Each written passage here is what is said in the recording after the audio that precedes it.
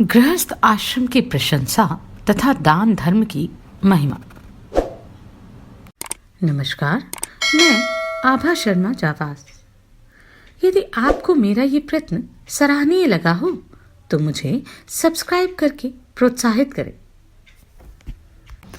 श्री महादेव जी कहते हैं, देवी सुनो, अब मैं धर्म की उत्तम महात्म्य का वर्णन करूंगा, जिसका श्रवण करने से इस पृथ्वी पर फिर कभी जन्म नहीं होता।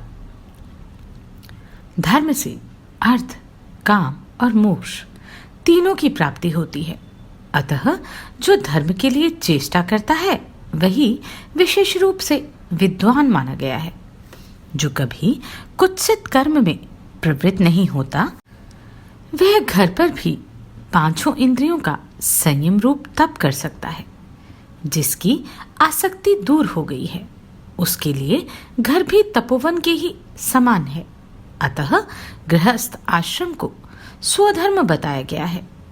गिरिराज किशोरी, जिन्होंने अपनी इंद्रियों को वश में नहीं किया, उनके लिए इस गृहस्थ आश्रम को पार करना कठिन है। वे इस शुभ एवं श्रेष्ठतम आश्रम का विनाश कर डालते हैं। ब्रह्मा आदि देवताओं ने मनीषी पुरुषों के लिए गृहस्थ आश्रम को और धर्म को बहुत उत्तम बताया है। साधु पुरुष वन में तपस्या करके जब भूख से पीड़ित होता है, तब सदा अन्नदाता गृहस्थ के ही घर आता है। वह गृहस्थ जब भक्ति पूर्वक उस भूखे अतिथि को अन्न देता है तो उसकी तपस्या में हिस्सा बंटा लेता है। अतः मनुष्य समस्त आश्रमों में श्रेष्ठ इस गृहस्थ आश्रम का सदा पालन करता है और इसी में मानवोचित भोगों का उपभोग करके अंत में स्वर्ग को जाता है। इसमें तनिक भी संदेह नहीं है। देवी, सदा गृहस्थ धर्म का पालन करने वाले मनुष्यों के पास पाप कैसे आ सकता है? गृहस्थ आश्रम परम पवित्र है। घर सदा तीर्थ के समान पावन है। इस पवित्र गृहस्थ आश्रम में रहकर विशेष रूप से दान देना चाहिए। वहां देवताओं का पूजन होता है, अतिथियों को भोजन दिया जाता है और थके मांदे राहगीरियों को ठहरने का स्थान मिलता है। अतः गृहस्थ आश्रम परम धन्य है। ऐसे गृहस्थ आश्रम में रहकर जो लोग ब्राह्मणों की पूजा करते हैं, उन्हें आयु, धन और संतान की कभी कमी नहीं होती। शुभ समय आने पर चंद्रदेव की पूजा करके नित्य नैमित्तिक कर्मों का अनुष्ठान करने के पश्चात अपनी शक्ति के अनुसार दान देना चाहिए। दान से मनुष्य निसंदेह अपने पापों का नाश कर डालता है। दान के प्रभाव से इस लोक में अभिष्ट भोगों का उपभोग करके मनुष्य सनातन श्री विष्णु को प्राप्त होता है। जो अभक्ष्य भक्षण में प्रवृत्त रहने वाला, गर्भस्थ बालक की हत्या करने वाला, गुरु पत्नी के साथ संभोग करने वाला तथा झूठ बोलने वाला है, ये सभी नीच योनियों में जन्म लेते हैं। जो यज्ञ कराने के योग्य नहीं, ऐसे मनुष्य से जो यज्ञ कराता है, लोक निंदित पुरुष से याचना करता है, सदा कोप से युक्त रहता, साधुओं को पीड़ा देता, विश्वासघात करता, अपवित्र रहता और धर्म की निंदा करता है। इन पापों से युक्त होने पर मनुष्य की आयु शीघ्र ही नष्ट हो जाती है। ऐसा जानकर पाप का सर्वथा त्याग करके विशेष रूप से दान करना उचित है। श्री महादेव जी कहते हैं, देवी, अब मैं गंडकी नदी के महात्म्य का विधिपूर्वक वर्णन करूंगा। पार्वती, गंगा का जैसा महात्म्य है, वैसा ही गंडकी नदी का भी बताया गया है, जहां से नाना प्रकार की शालग्राम शिला प्रकट होती हैं। उस गंडकी नदी की महिमा बड़े बड़े मुनियों ने वर्णन करके सुनाई है। अंडज, उद्भिज, स्वेदज और जरायुज सभी प्राणी उसके दर्शन मात्र से पवित्र हो जाते हैं। महानदी गंडकी उत्तर में प्रकट हुई है। गिरिजे वे स्मरण करने पर निश्चय ही सब पापों का नाश कर देती है। वहां कल्याण प्रदान करने वाले भगवान नारायण सदा विद्यमान रहते हैं। ऋषियों का भी वहां निवास है तथा संपूर्ण देवता, रुद्र, नाग और यक्ष विशेष रूप से वहां रहा करते हैं। उस स्थल पर भगवान की अनेक रूप वाली और सुखदायिनी 24 अवतारों की मूर्तियां उपलब्ध होती हैं। एक मत्स्य रूप है, दूसरे कच्छप रूप। इसी प्रकार वराह, नृसिंह और वामन की भी कल्याणदायिनी मूर्तियां हैं। श्री राम, परशुराम तथा श्री कृष्ण की भी मोक्षदायिनी मूर्ति दिखाई देती है। श्री विष्णु नाम से प्रसिद्ध उस स्थल पर उपर्युक्त मूर्तियों के सिवा बुद्ध की मूर्ति भी बनाई गई है। कल्कि और महर्षि कपिल की भी पुण्यमय मूर्ति उपलब्ध होती है। इनके सिवा और भी भांति भांति के आकार वाली बहुत सी मूर्तियां देखी गई हैं। उन सब के अनेक रूप हैं और उनकी संख्या भी बहुत है। वह गंडकी नाम की गंगा परम पुण्यमयी तथा धर्म, अर्थ, काम एवं मोक्ष प्रदान करने वाली है। उस भूमि पर आज भी मेरे साथ भगवान ऋषिकेश नियम पूर्वक निवास करते हैं। उसके जल का स्पर्श करने मात्र से मनुष्य भ्रूण हत्या, बाल हत्या और गौहत्या आदि समस्त पापों से मुक्त हो जाता है। गंडकी नदी के जल का दर्शन करने से ब्राह्मण, क्षत्रिय, वैश्य, शूद्र तथा अन्य जाति के मनुष्य सभी निश्चय ही मुक्त हो जाते हैं। विशेषतः पापियों के लिए तो यह त्रिवेणी के समान पुण्यमयी है। जहां ब्रह्म हत्यारे भी मुक्त हो जाते हैं, वहां औरों के लिए कहना ही क्या। पार्वती, मैं सदा हर समय वहां जाता रहता हूं। वह तीर्थों में तीर्थराज है। यह बात ब्रह्मा जी ने कही थी। मुनियों ने वहां स्नान और दान का विधान किया है। भगवान विष्णु द्वारा पूर्व काल में निर्मित हुआ वह क्षेत्र महान से महान है। वह वैष्णव पुरुषों को उत्तम गति प्रदान करने वाला और परम पावन माना गया है। देवी, इस संसार में मनुष्य का जन्म सदा दुर्लभ है। उसमें भी गंडकी नदी का तीर्थ और वहां भी श्री विष्णु क्षेत्र अत्यंत दुर्लभ है। अतः श्रेष्ठ द्विजों को आषाढ़ मास में वहां की यात्रा करनी चाहिए। वरानने, मैं बारंबार कहता हूं कि गंडकी नदी के समान कोई तीर्थ, द्वादशी के तुल्य कोई व्रत और श्री विष्णु से भिन्न कोई देवता नहीं है। जो नरश्रेष्ठ गंडकी नदी का महात्म्य श्रवण करते हैं, वे इस लोक में सुख भोग कर अंत में श्री विष्णु धाम को जाते हैं। महादेव जी कहते हैं, सुंदरी सुनो, अब मैं अभ्युदयकारी स्तोत्र का वर्णन करूंगा, जिसे सुनकर ब्रह्म हत्यारा भी निसंदेह मुक्त हो जाता है। ब्रह्मा जी ने देवऋषि नारद से इस स्तोत्र का वर्णन किया था, वही मैं तुम्हें बताता हूं। पूर्व काल में भगवान श्री रामचंद्र जी जब रावण का वध कर चुके, उस समय समस्त देवता उनकी स्तुति करने के लिए आए। उसी अवसर पर अमित तेजस्वी भगवान ब्रह्मा ने श्री रघुनाथ जी की सुंदर बाह हाथ में लेकर जो उनकी स्तुति की थी, वह औधर्वदैहिक स्तोत्र के नाम से प्रसिद्ध है। आज मैं उसी का स्मरण करके तुमसे कहता हूं। भवनारायणः श्रीमानः देवश्चक्रायुद्धो हरि शांगधारी ऋषिकेशः पुराण पुरुषोत्तमः अजीत खड्ग भिञ्जिष्णुः कृष्णश्चैव सनातनः एक श्रृंगो वराहस्तं भूतभव्य भवात्मकः अक्षरं ब्रह्म सत्यं तु आदौ चान्ते च राघवः लोकानां त्वं परोः धर्मोः विश्वक्सेन चतुर्भुजः सेनानी रक्षणस्त्वं च वैकुंठस्त्वं जगत प्रभु। श्री ब्रह्मा जी बोले, श्री रघुनंदन, आप समस्त जीवों के आश्रयभूत नारायण, लक्ष्मी से युक्त स्वयं प्रकाश एवं सुदर्शन नामक चक्र धारण करने वाले श्री हरि हैं। शांग नामक धनुष को धारण करने वाले भी आप ही हैं। आप ही इंद्रियों के स्वामी एवं पुराण प्रतिपादित पुरुषोत्तम हैं। आप कभी किसी से भी परास्त नहीं होते। शत्रुओं की तलवारों को टूक टूक करने वाले विजयी और सदा एक रस रहने वाले सनातन देवता सच्चिदानंद स्वरूप श्री कृष्ण भी आप ही हैं। आप एक दांत वाले भगवान वराह हैं। भूत, भविष्य और वर्तमान तीनों काल आपके ही रूप हैं।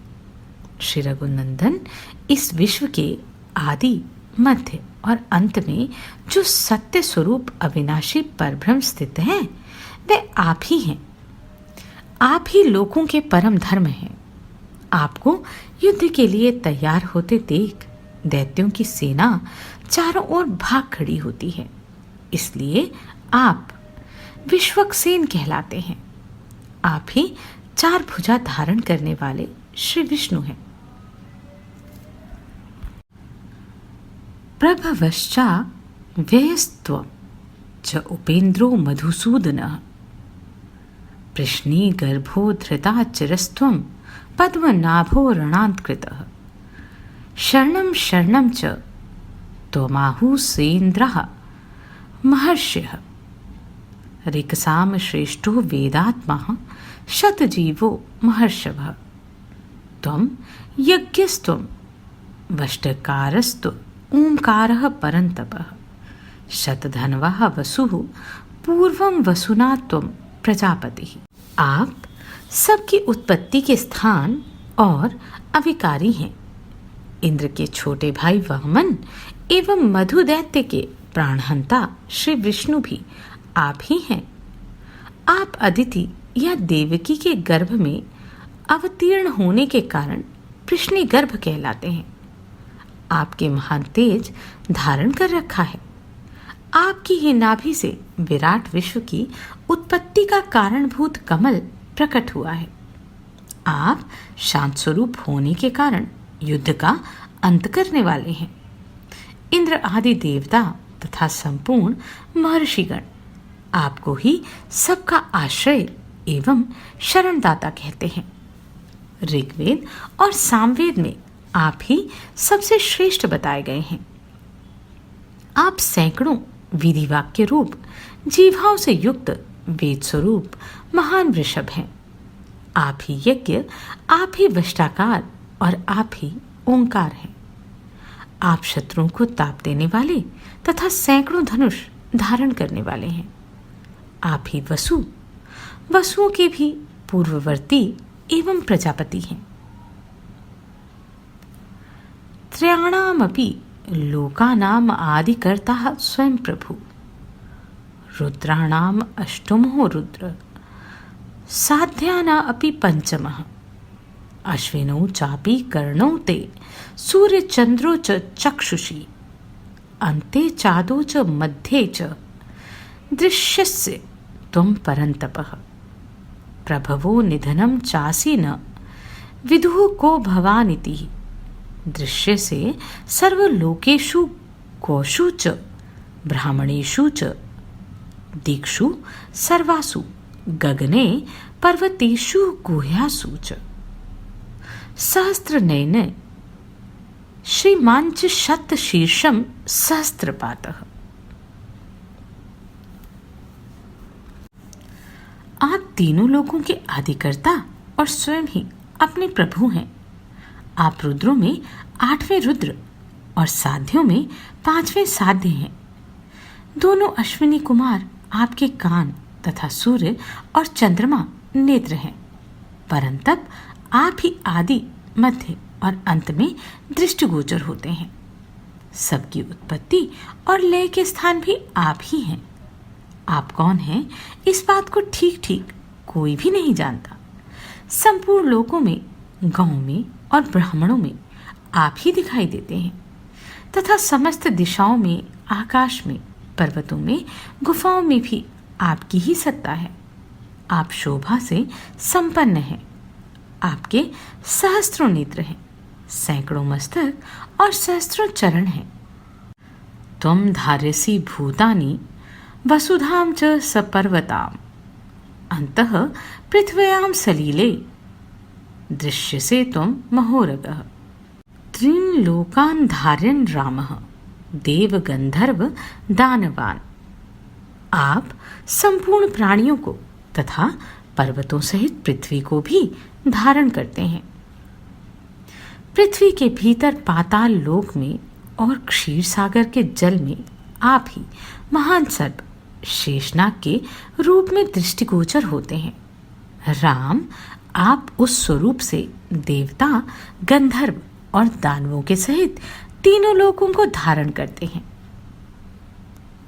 अहम ते हृदयं रामः जीवा देवी सरस्वती देवा रोमाणि गात्रेषु निर्मितास्ते सोमायया निमेषस्ते स्मृतः रात्रिरुन्मेषः दिव्यस्तथा। श्री राम, मैं ब्रह्मा आपका हृदय हूँ, सरस्वती देवी जीवा है तथा आपके द्वारा अपनी माया से उत्पन्न किए हुए देवता आपके अंगों में रोम है।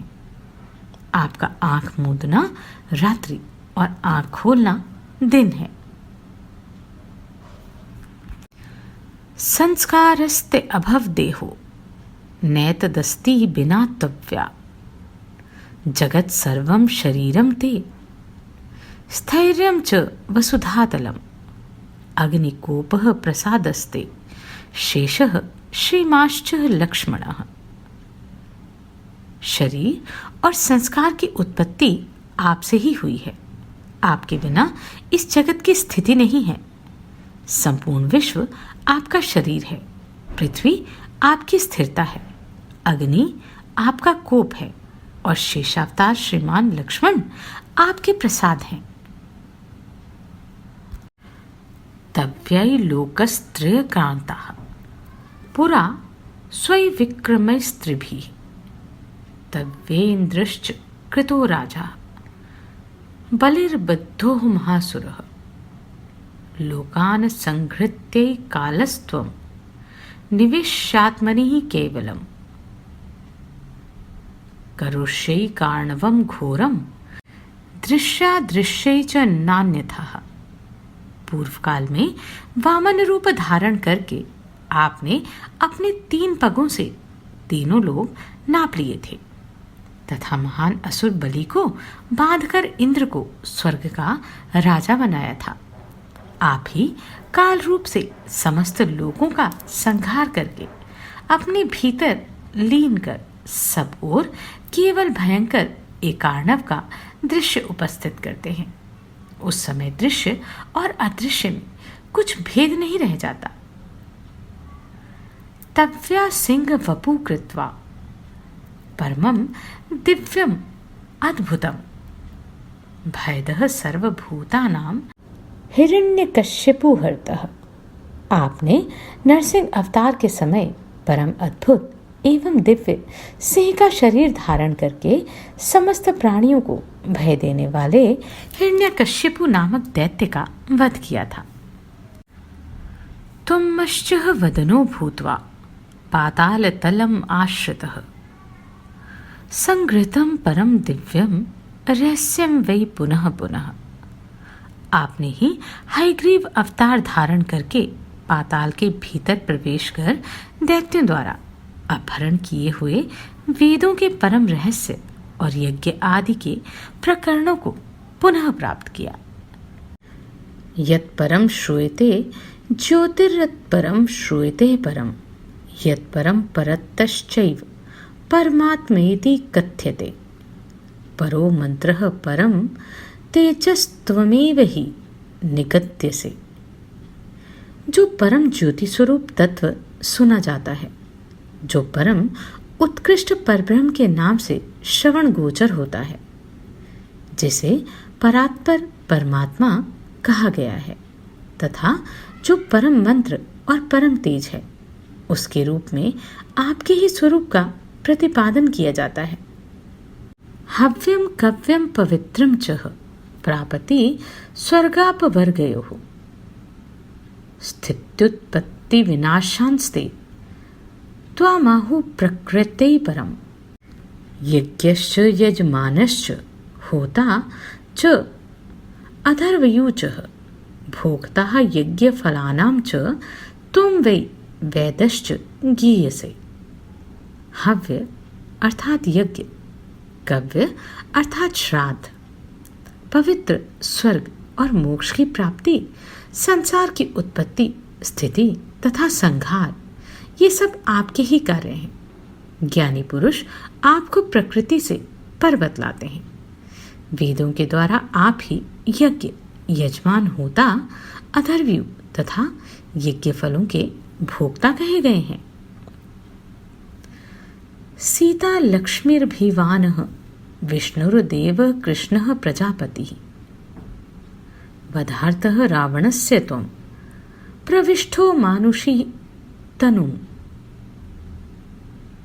सीता साक्षात लक्ष्मी है और आप स्वयं प्रकाश विष्णु, कृष्ण एवं प्रजापति हैं। आपने रावण का वध करने के लिए ही मानव शरीर में प्रवेश किया है। तदिदं च तव्या कार्यं कृतं कर्म भूतांवरः निहतो रावणो राम प्रहष्टाः देवताः कृताः। कर्म करने वाले में श्रेष्ठ श्री रामचंद्र जी, आपने हमारा यह कार्य पूरा किया है।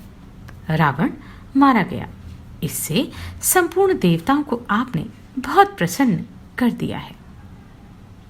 अमोघम देव वीर्यम ते नमो अमोघः पराक्रम अमोघम दर्शनम राम अमोघस्त्वं संसत्त्वम्। देव, आपका बल अमोघ है। अचूक पराक्रम कर दिखाने वाले श्री राम, आपको नमस्कार है। राम, आपके दर्शन और स्तवन भी अमोघ हैं। अमोघास्ते भविष्यन्ति भक्ति मंतो नरा भुवि ये च त्वाम देवः संभक्ता पुराणाम पुरुषोत्तमम्। देव, जो मनुष्य इस पृथ्वी पर आप पुराण पुरुषोत्तम का भलीभांति भजन करते हुए निरंतर आपके चरणों में भक्ति रखेंगे, वे जीवन में कभी असफल नहीं होंगे। इम्माशं स्त्वं पुण्यम इतिहासं पुरातनम ये नरा कीर्तिष्यन्ति नास्ति तेषां पराभवः। जो लोग परम ऋषि ब्रह्मा जी के मुख से निकले हुए इस पुरातन इतिहास रूप पुण्यमय स्तोत्र का पाठ करेंगे, उनका कभी पराभाव नहीं होगा। यह महात्मा श्री रघुनाथ जी का स्तोत्र है, जो सब स्तोत्रों में श्रेष्ठ है। जो प्रतिदिन तीनों समय इस स्तोत्र का पाठ करता है, वह महापात की होने पर भी मुक्त हो जाता है। भवनारायणः श्रीमानः देवश्चक्रायुद्धो हरि शांगधारी ऋषिकेशः पुराणपुरुषोत्तमः अजितः खड्गभिञ्जश्नुः कृष्णैश्चैव सनातनः एकशृङ्गो वराहस्तं भूतभव्यभवात्मकः अक्षरं ब्रह्म सत्यं तु आदौ चान्त्य च राघवः लोकानां त्वं परो धर्मो विश्वक्सेन चतुर्भुजः सेनानी रक्षणस्त्वं च वैकुंठसत्त्वं जगत प्रभु। श्रेष्ठ द्विजों को चाहिए कि वे संध्या के समय विशेषतः श्राद्ध के अवसर पर भक्ति भाव से मन लगाकर प्रयत्नपूर्वक इस स्तोत्र का पाठ करें। यह परम गोपनीय स्तोत्र है। इसे कहीं और कभी भी अनधिकारी व्यक्ति से नहीं कहना चाहिए। इसके पाठ से मनुष्य मोक्ष प्राप्त कर लेता है। निश्चय ही उसे सनातन गति प्राप्त होती है। नरश्रेष्ठ ब्राह्मणों को श्राद्ध से पहले तथा पिंड पूजा के बाद भी इस स्तोत्र का पाठ करना चाहिए। इससे श्राद्ध अक्षय हो जाता है। यह परम पवित्र स्तोत्र मनुष्यों को मुक्ति प्रदान करने वाला है। जो एकाग्रचित्त से इस स्तोत्र को लिखकर अपने घर में रखता है, उसकी आयु संपत्ति तथा बल की प्रतिदिन वृद्धि होती है। जो बुद्धिमान पुरुष कभी इस स्तोत्र को लिखकर ब्राह्मण को देता है, उसके पूर्वज मुक्त होकर श्री विष्णु के परम धाम को प्राप्त होते हैं। चारों वेदों का पाठ करने से जो फल मिलता है, वही फल मनुष्य इस स्तोत्र का पाठ और जप करके पा लेता है। अतः भक्तिमान पुरुष को यत्नपूर्वक इस स्तोत्र का पाठ करना चाहिए। इसके पढ़ने से मनुष्य सब कुछ पाता है और सुखपूर्वक रहकर उत्तरोत्तर उन्नति को प्राप्त होता है।